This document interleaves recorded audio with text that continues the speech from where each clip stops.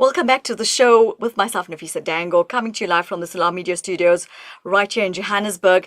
And with news and views, we're discussing pertinent topics, and one of them is the border authorities.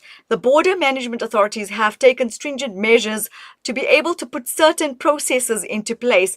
And no better person to discuss this with me. I'm going to introduce you to Deputy Assistant Commissioner for Communication and Marketing at the Border Management Authority, Mmemme Mogotsi.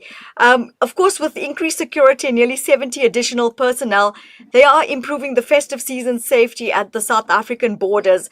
And she's going to give us a little bit more insight into that. A very good morning to you, Mmemme Mogotsi. Thank you so much for joining us on News and Views this morning. It's such a pleasure having you. Thank you for having me, and thank you to the viewers of Salam Media. Let's just get straight into it.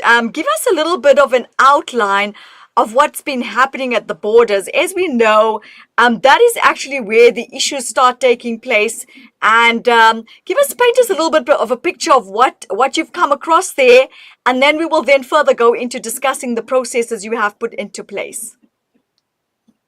Yes, just to highlight that we are operating in 71 ports of entries.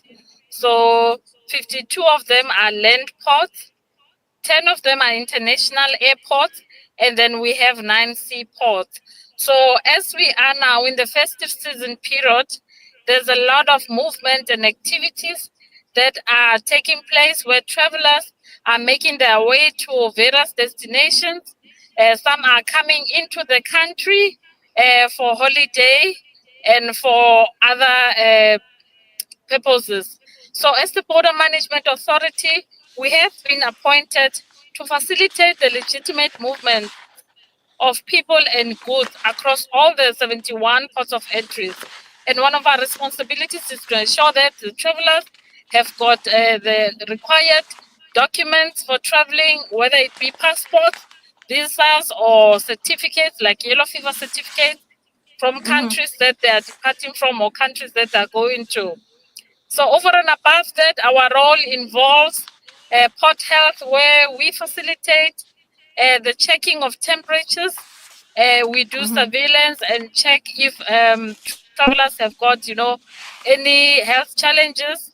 You would be aware that recently we were faced with the Mpox, where we had to deploy our resources on the ground and check for travelers that present some of the symptoms that are related to that particular challenge. So over and above that, our work involves checking of luggage. We have a section of port agriculture that looks at items that are being brought in the country, food items like meat and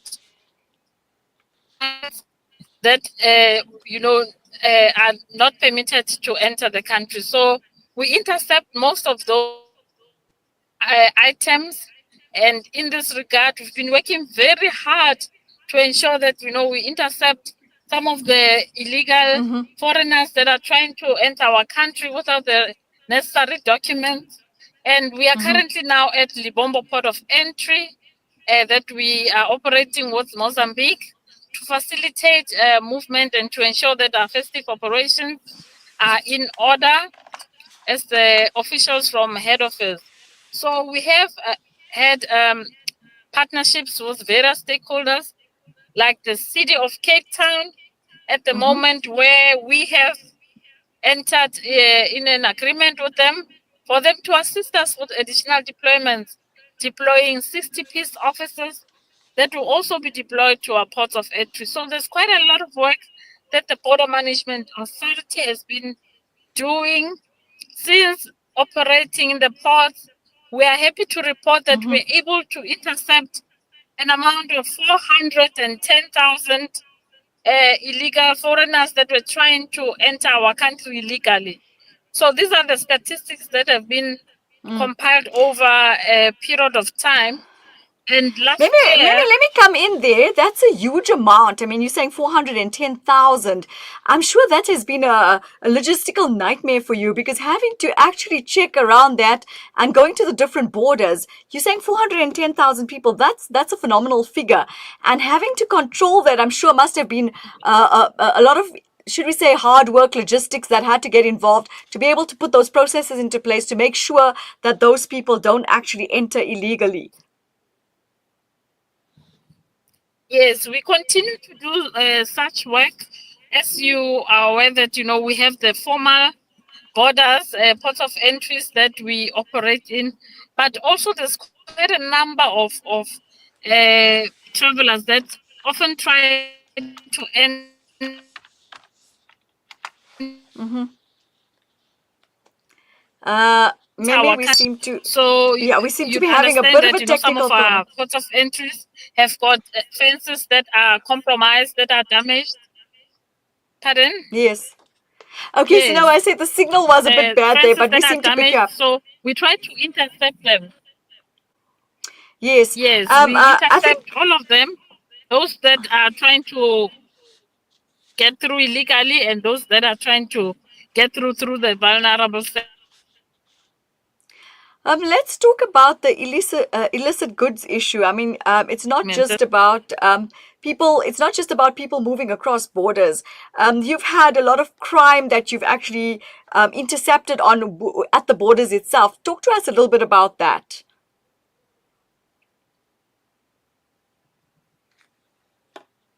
Yes, the ones that we intercept at the borders involve those who are trying to come with documents that are not proper. So you'd find that a person has got an expired visa, but they still want to come into the country, or an expired passport, or some of them, fraudulent passports. So we've intercepted quite a number of them with fraudulent documents, and some of them don't have documents at all. And in that regard, they will try and compromise our officials by offering them, bribe money in this Mm-hmm. regard. But we continue to disrupt those operations that are illegal, that are trying to undermine our country's security. Right. I do recall reading that you've also found people with illicit goods that are trying to move from border to border and post to post. How have you been dealing with that? Yes, can you repeat that? I said that, you have been coming across people that have been cross bordering with illicit goods as such. And of course, crime. I know you've gotten some people with firearms that you actually, retaliated and taken it away from them. These are the kinds of things that you're facing. So just give us a little bit broad aspect of the illicit goods. What is it that you have encountered, and how have you put processes into place to be able to deal with that? What we have been doing is that we've been cooperating with the South African Police Service. We've been cooperating with the South African National Defence Force. And over and above that, we are working closely with the South African Revenue Services, ourselves, that are in charge of custom services in the country. So the police and us, we've been working on a number of intelligence-driven operations where we rely on defense intelligence, we rely on police intelligence, as well as intelligence from some of the agencies like state security in the country to assist us in profiling some of the travelers. And you'd see that we've been able to report a number of drug interceptions through Mm-hmm. OR Tambo, but not only in that airport, we've been also able to intercept a number of firearms Mm-hmm. as approved South African in South Africa. So we have been working very hard to ensure that all the illegal activities are intercepted in the country. Mm. I'm sure this has been, quite a huge operation for you. What sort of processes have you been putting into place to be a little bit more stringent with what has been happening at the borders? The processes is that we enforce our deployment. We have been working very hard to ensure that all the illegal activities are intercepted in the country. So the police and us, we've been able to report a number of firearms as well as intelligence from some of the agencies like state security in the country to assist us in profiling some of the travelers. And you'd see that we've been able to report a number of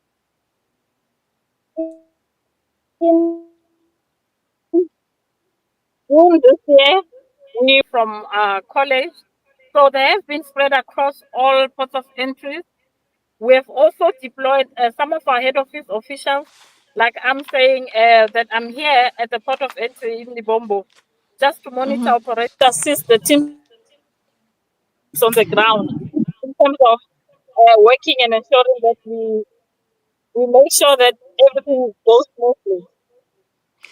Yeah, thank you so much. I think you've shed some light on that matter for us to be able to understand, what it is that you've been doing to be able to assist, especially through the festive season. As we know, things get a little bit more difficult because there's many people going through the border posts in many directions. So we want to thank you for taking the time out today and giving us some insight into the types of actions and processes that you've been putting into place. Thank you so much for joining us on News and Views. We really appreciate the time that you've taken out.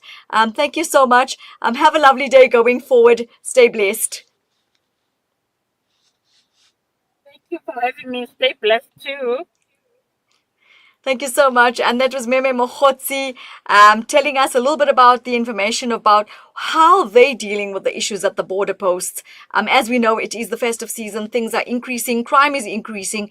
And they have been taking stringent measures to be able to intercept that. Stick with us. We will be back with you in a minute.